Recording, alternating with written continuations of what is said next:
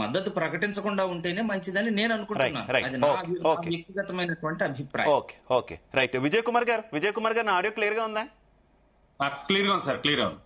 విజయ్ కుమార్ గారు మీరు ఏం చెప్తారు? యాక్చువల్లీ నార్మల్ గా చూసుకుంటే ఇది ఒక ఫార్మాలిటీలో భాగం. ఖచ్చితంగా కూడా పోటీ చేస్తున్నటువంటి ఏవైతే పార్టీలు లేదంటే కూటమిలు ఉన్నాయో దేశంలో ఉన్నటువంటి అన్ని రాజకీయ పార్టీల మద్దతు కోరేటటువంటి సంప్రదాయం ఉంది. అందులో భాగంగానే ఇది ఫార్మాలిటీగా జరిగిందని ఇటు వైసీపీ కావచ్చు లేదంటే అటు భారతీయ జనతా పార్టీ కావచ్చు చెప్తున్నటువంటి పరిస్థితి. కానీ అప్పటికీ గతంలో ఉన్నటువంటి కొంత నెక్సెస్ ఇద్దరి మధ్య ఉన్నటువంటి కొంత మంచి సంబంధాల నేపథ్యంలో మళ్ళీ కొంత అనుమానాలు కలుగుతున్నాయి అనేది కొంతమంది చేస్తున్నటువంటి కామెంట్స్. అంత అనుమానించాల్సినటువంటి అవసరం ఉందంటారా లేదంటారా? కాంగ్రెస్ నుంచి ఏం చెప్తారు? అనుమానించే అవసరం ఉందండి, లేదనుకుంటే లేదు. ఎందుకంటే ఇప్పుడు సోదరుడు చెప్పినట్టు సాంప్రదాయబద్ధంగా అడిగారు, సాంప్రదాయంగా పాటించారు అన్నారు. కానీ కాంగ్రెస్ ని నామినల్ గా అడుగుతారు, మిత్రపక్షాలని స్వపక్షాలని గట్టిగా అడుగుతారు. ఇప్పుడు వైసీపీని అడగడంలో స్వపక్షంగానే వాళ్ళు భావిస్తారు ఎప్పుడు కూడా. ఎందుకంటే గతంలో చరిత్ర చూస్తే ఇప్పుడు ఒక ఇంటరప్షన్ వద్దు జయకర్ గారు, ప్లీజ్ కంటిన్యూ. విజయ్ కుమార్ స్వపక్షం అనేటటువంటి మాటను ప్రయోగించడం కరెక్ట్ కాదు. ప్లీజ్ జయకర్ గారు, నేను మీకు అవకాశం ఇచ్చినప్పుడు మీరు చెప్తారు కానీ ప్లీజ్. మీకు సంఘటనలు కూడా చెప్తానండి స్వపక్షం. కంటిన్యూ విజయ్ కుమార్ గారు, పాయింట్ టు పాయింట్ వద్దు, కౌంటర్స్ ప్లీజ్. అలాగే సార్. ఇప్పుడు గతంలో అన్ని బిల్లులకి అన్ని ఎలక్షన్స్ కి, అంటే కేంద్రంలో జరిగే రాష్ట్రపతి ఎలక్షన్ గానీ ఉపరాష్ట్రపతి గానీ స్పీకర్ గానీ అన్నిటికి కూడా వైసీపీ వారు మద్దతు తెలియజేశారు.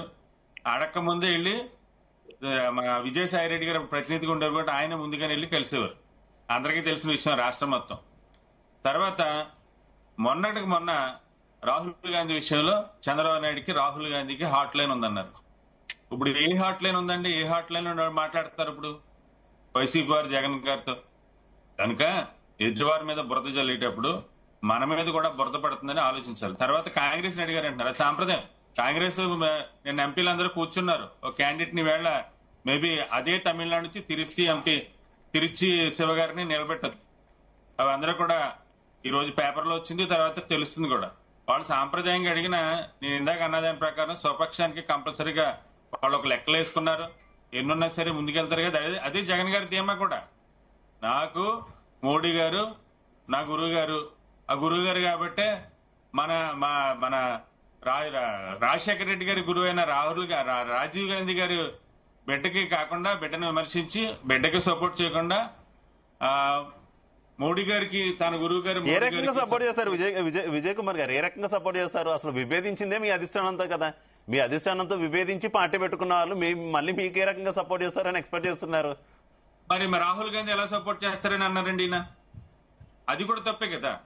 ఇప్పుడు విభేదించిన వాళ్ళు మమ్మల్ని అడగకూడదు కదా. రాహుల్ గాంధీ ఎందుకు మేము ఎలా పడితే మీకు ఎందుకు, మీరు ఎలా ఉంటారని ముందు చూసుకోండి.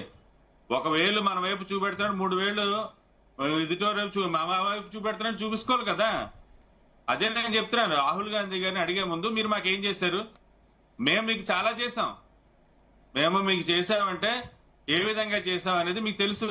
కాంగ్రెస్ పార్టీని ఏ విధంగా ముంచేశారనేది మీకు తెలుసు. ఇప్పుడు ఆ పార్టీలో ఉన్నవాళ్ళు 80% మంది కాంగ్రెస్ వాళ్ళే కదండి. మొన్నటిదాకా మన జగన్ గారు స్టేట్మెంట్ ఇచ్చే వరకు అందరూ కూడా రాహుల్ గాంధీ జగన్ కలవాలి, ఈవీఎం అక్రమాలపై మనం కూడా పోరాటంలో పాల్గొవాలి, రాహుల్ గాంధీ చేస్తాం చాలా మంచిదని ఎంతో మంది వైసీపీ నాయకులు డిబేట్లో కానీ లేకపోతే అనాలిస్టులు కానీ చెప్పారు. ఒకసారి ఎప్పుడైతే అక్కడ నుంచి పైన ఆదేశాలు వచ్చాయో ఇక్కడ జగన్ గారు రివర్స్ చేశారు. ముందు రోజునేమో జగన్ మన కాంగ్రెస్ పార్టీ 3 సంవత్సరాలు కాంగ్రెస్ పార్టీని ప్రభుత్వాన్ని పరిపాలించి పదవుల కోసం వెళ్ళిపోయిన ఆ జగన్ కిరణ్ కుమార్ రెడ్డి గారు ఎలాగైతే స్టేట్మెంట్ ఇచ్చారో ఆ వెరీ నెక్స్ట్ డేనే జగన్ గారు ఇచ్చారు.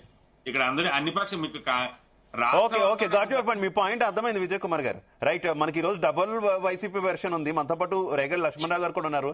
లక్ష్మణరావు గారు నమస్తే. నమస్తే అండి. నమస్తే శివ గారు. లక్ష్మణరావు గారు ఆల్రెడీ మీ